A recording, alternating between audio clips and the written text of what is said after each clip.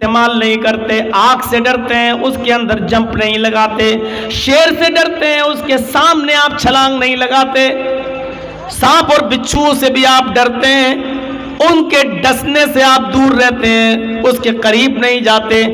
जिस तरीके से इन चीज़ों से आप डरते हैं उसके हक के साथ अल्लाह ताला ने फरमाया या अय्युहल्लज़ीना आमनुत्तकुल्लाह हक़्क़ तुक़ातिह, ईमानो वालो तुम अल्लाह से भी डरो जैसा उससे डरने का हक है। अब अल्लाह से डरने का हक क्या? अल्लाह को देखकर भागो? नहीं, अल्लाह से डरने का हक ये है, उसका मतलब ये है कि अल्लाह ने जन्नत और जहन्नम दोनों बनाई है, उससे डरने का हक, उसका मतलब यह है कि वो काम कीजिए जो आपको जन्नत में ले जाएं और उन कामों से बचिए जो काम करने पर आप जहन्नम में जा रहे हैं। ऐसे कामों से बचिए जो काम करने पर आप अज़ाबे कब्र के मुस्तहिक हो रहे हैं, अज़ाबे जहन्नम के मुस्तहिक हो रहे हैं। अल्लाह रब्बुल आलमीन ने जो अहकाम नाफिज किए हैं उनको बजा लाइए और जो नवाही जो मनहियात से आपको रोका उससे बाज आ जाइए। ये अल्लाह से डरने का हक है, ये अल्लाह से डरने का मतलब है। ट्रेन चल रही हो, आप ट्रेन में सफ़र कर रहे हो, ट्रेन में आपने सफ़र किया होगा, देखते होंगे 3 सीटें होती हैं, एक लोअर, एक मिडिल, एक अपर। आप सफ़र कर रहे हैं, आपकी सीट लोअर है, नीचे वाली, बीच में एक और आदमी है जो लेटा हुआ है और अपर बर्थ पर एक और आदमी। रात में गाड़ी चल रही है, रात में आप पेशाब करने के लिए उठते हैं, टॉयलेट जाते हैं, बाथरूम जाते हैं, पेशाब करके आते हैं तो क्या देखते हैं कि मेरी सीट तो नीचे है लेकिन मिडिल बर्थ पर बीच वाली सीट पर एक आदमी लेटा हुआ है, बेहोश है और उसकी जेब में 2000 रुपये के नोट की एक गड्डी है या 500 के नोट की 500 के नोट की एक गड्डी है जो उसकी जेब से बाहर आ रही है। आपने देखा है, माशाअल्लाह सब सो रहे हैं, मौका अच्छा है, पूरा कोच सो रहा है और बीच वाली बर्थ पर लेटे हुए आदमी से 2000 के नोट की गड्डी बाहर आ रही है। आपने फिर एक बार देखा, चोर भी चोरी करने से पहले डरता है, देख लेता है, और जो बंदूक रख के या पिस्टल रख के कहते हैं निकाल जितना, कितना तेरे पास, ये चोर नहीं है, ये डकैत हैं, ये डाकू हैं। तो अब जेब से नोट की गड्डी निकालने से पहले भी आदमी डर रहा है, देख रहा है, देखें कोई देख तो नहीं रहा है, देख ले तो फ़ायदा क्या है।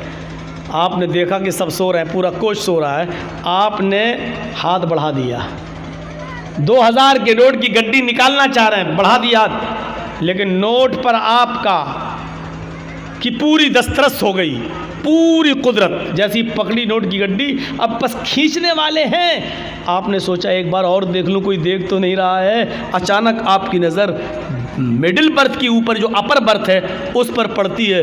क्या देखते हैं कि ऊपर जो आदमी लेटा हुआ है वो आपकी हरकत को देख रहा है। बताइए इस वक्त क्या कंडीशन होगी हमारी और आपकी, या जो भी पैसे निकाल रहा हो उसकी क्या कंडीशन होगी।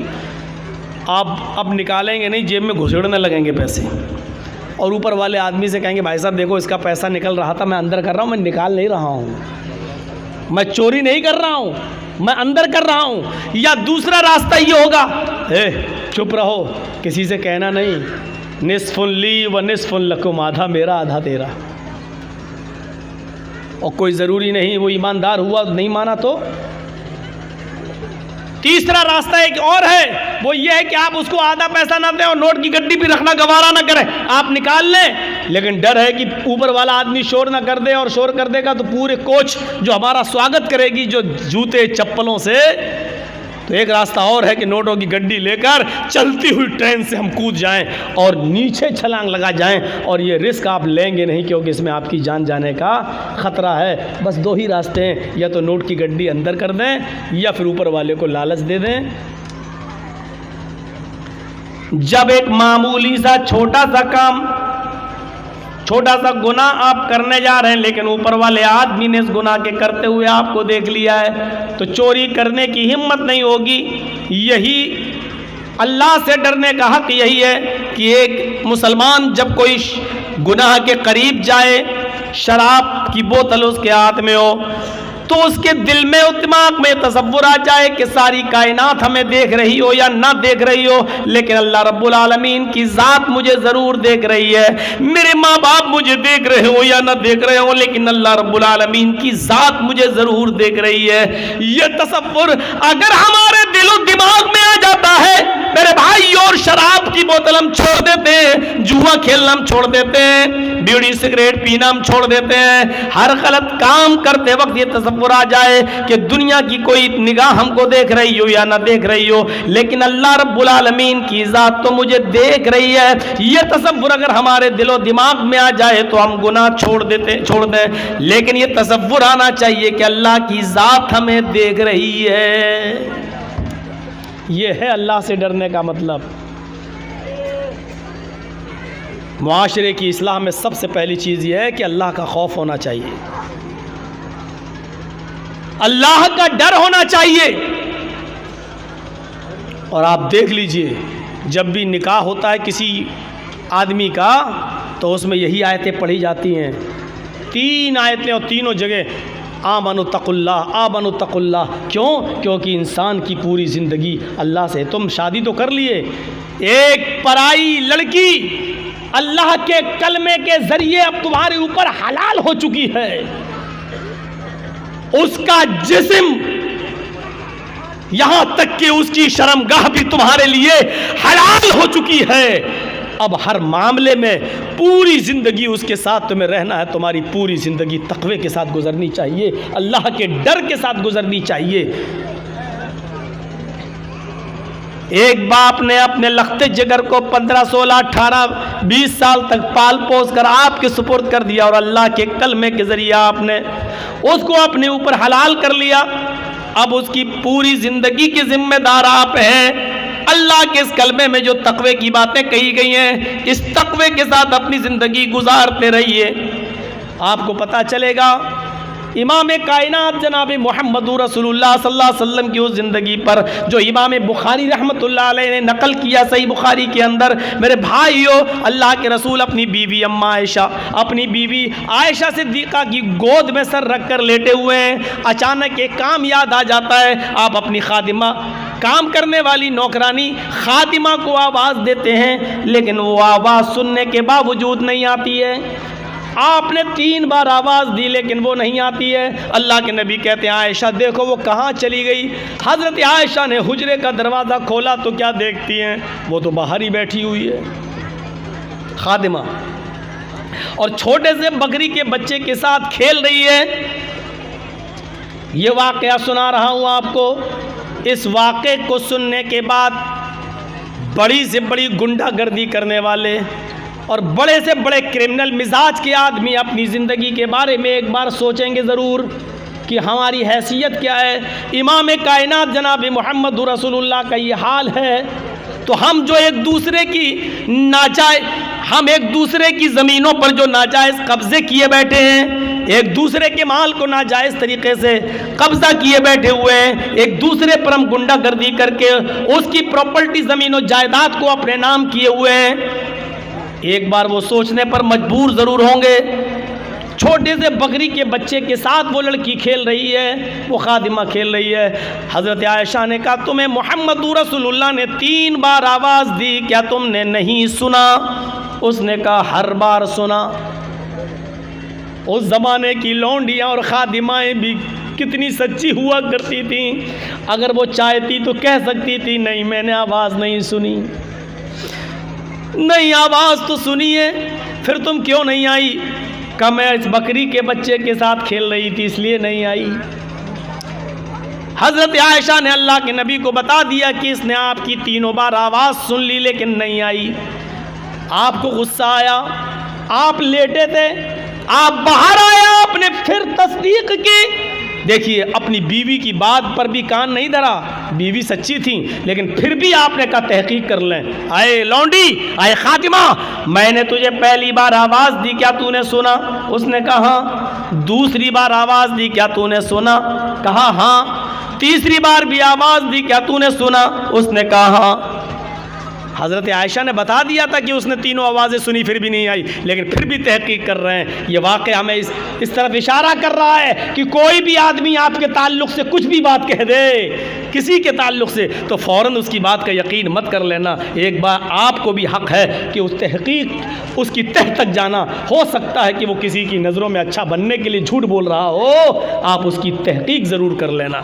अल्लाह के रसूल सल्लल्लाहु अलैहि वसल्लम ने आयशा सिद्दीक़ा की बात सुनने के बावजूद उस लौंडी से तहकीक कर ली। उसके बाद कहा फिर भी तुम नहीं आई? सर नीचे कर लिया उस खादिमा ने। क्यों नहीं आई? कोई जवाब नहीं था। क्या जवाब है? कोई जवाब है? कोई जवाब नहीं था। अल्लाह के रसूल को मज़ीद गुस्सा आया।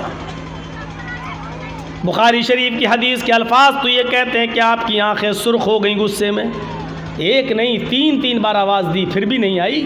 तो आपके कान में जो मिसवाक लगी हुई थी, मिसवाक रखते थे, अजान का टाइम हुआ, जल्दी से मिसवाक की और फ़ौरन मस्जिद के अंदर दाखिल हो गए। तो वो मिसवाक जो कान में लगी हुई थी, आपने उस मिसवाक को निकाला और सुनो लाल बथानी के जवानों, सुनो साहिबगंज इस इलाके में रहने वालों, सुनो बरसों से गुंडागर्दी करते हुए चले आ रहे हो, सुनो बरसों से अपनी मन मुआफिक जिंदगी गुजार रहे हो, सुनो। अल्लाह के नबी सल्लल्लाहु अलैहि वसल्लम ने वो मिसवाक हाथ में ली और उस लौंडी की तरफ तान ली, ऐसे करके उसकी पीठ की तरफ ले गए और मारना चाहा। हाथ उठाया, मिसवाक छोटी सी, कितनी लगती उससे, कितनी ज़ोर से चोट लग सकती थी? कुछ नहीं। मिसवाक उठा, ऐसे किया, मारना चाहा, ऐसे किया और उसकी पीठ तक ले गए, लेकिन मारा नहीं। वही रोक दिया, ऐसे किया बस, लेकिन मारा नहीं।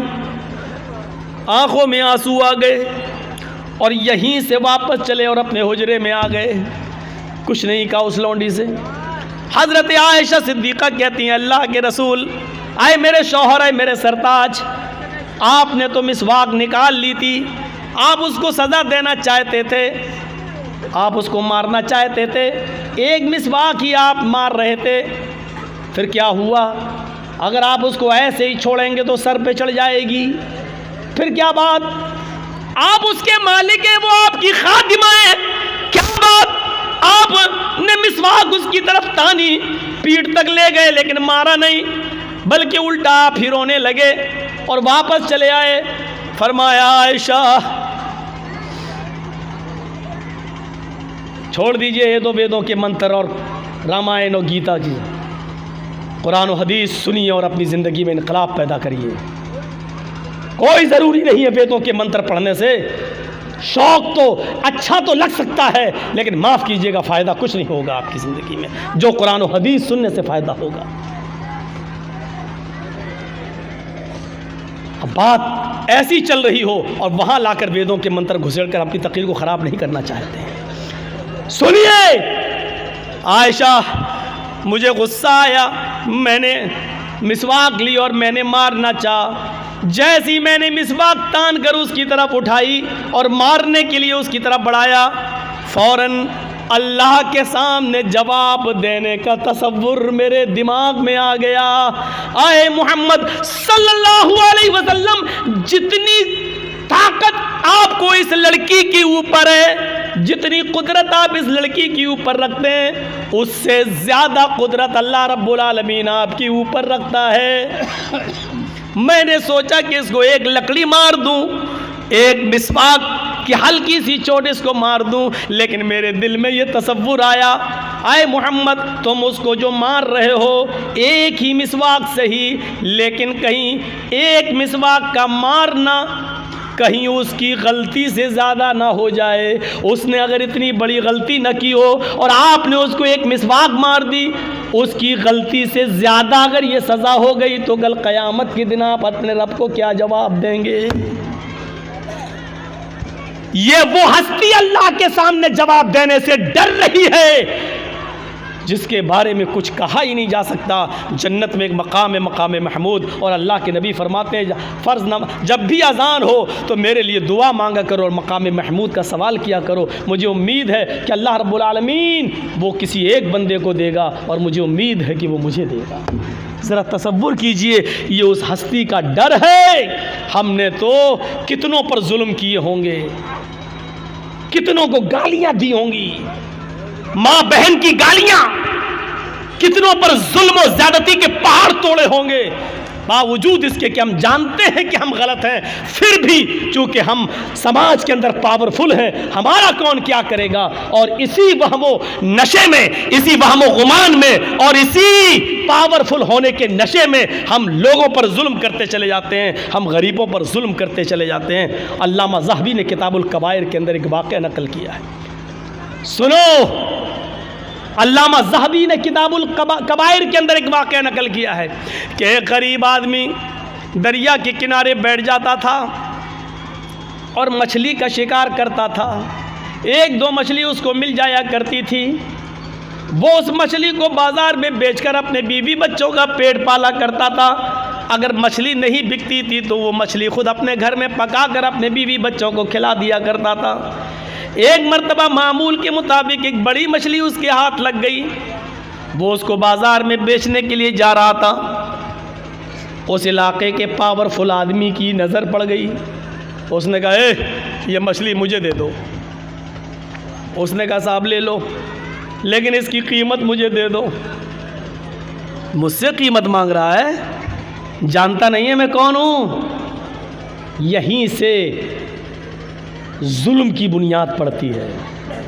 आप कुछ भी रहिए, लेकिन आपने अगर कह दिया मेरे बारे में सुना है मैं कौन हूँ, पता लगा लेना ज़रा इलाके में, यही वो तकब्बुर है जिसके बारे में अल्लाह तबारक व अल्लाह के नबी सल्लल्लाहु अलैहि वसल्लम फरमाते हैं कि यह अल्लाह के ख़िलाफ़ ऐलान जंग है। क्योंकि तकब्बुर करने का और गुरूर करने का हक़ सिर्फ़ अल्लाह रब्बुल आलमीन को है और किसी को नहीं। और कोई आदमी अगर ये कहता है कि जा पहले पता लगा मैं कौन हूँ, तू अभी पहचान नहीं रहा मुझे सही से, इसका मतलब ये है कि वो अल्लाह के मुकाबले में अपने आप को खड़ा कर रहा है। अल-इज़्ज़ु इज़ारी वल किब्रियाउ रिदाई फमन नाज़ानी फी कुल्लि वाहिदिन मिनहुमा फ़क़द अज़्ज़बतुहु अज़ाबन शदीदा। ये है मुस्लिम शरीफ की हदीस के अल्फाज। अल्लाह के नबी ने फरमाया कि अल्लाह फरमाता है अल-इज़्ज़ु इज़ारी, इज़्ज़त मेरी लुंगी है, वल किब्रियाउ रिदाई, तकब्बुर जताना और किब्रियाई ये मेरी चादर है। तुम दो कपड़े पहनते हो ना, एक ऊपर का हिस्सा ढांकने के लिए, एक नीचे शर्मगाह का हिस्सा, एक कुर्ता एक पैजामा, एक कमीज़ और एक लुंगी, दो कपड़े आप पहनते हो।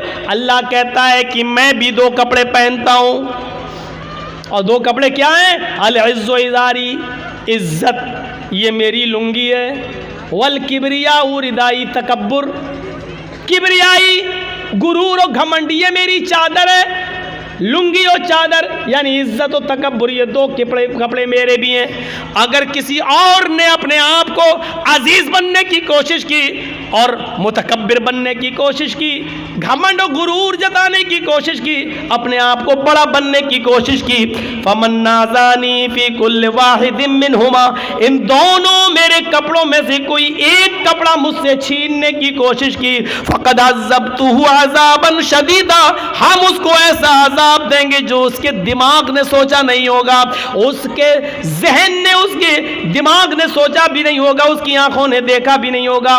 शदीद अजाब, सख्त अजाब हम देंगे उसको क़यामत के दिन।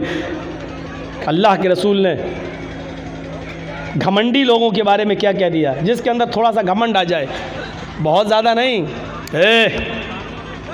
सरकार है मेरी, मैं गांव का मुखिया हूँ, सरपंच हूँ, मेरा कोई कुछ नहीं कर सकता, ये जहाँ से पैदा हो जाएगा। यूपी में लखीमपुर खीरी में क्या हुआ? उस लड़के ने जो गाड़ी चढ़ाई किसानों के ऊपर, उसके दिल में यही तो था कि मैं तो एक मंत्री का बेटा हूँ, मेरा कौन क्या करेगा। यहीं से जुल्म और ज्यादती की बुनियादें पड़ती हैं और एक दूसरे के मर्डर और कत्ल की नौबतें होती हैं, एक दूसरे के खिलाफ षड्यंत्र रचे जाते हैं। क्योंकि जब ये आ जाए कि मैं कुछ हूं, मेरे पास पावर है, मेरे भाइयों, यहीं से जुल्म और ज्यादती की बुनियादें पड़ने लगती हैं, यहीं से।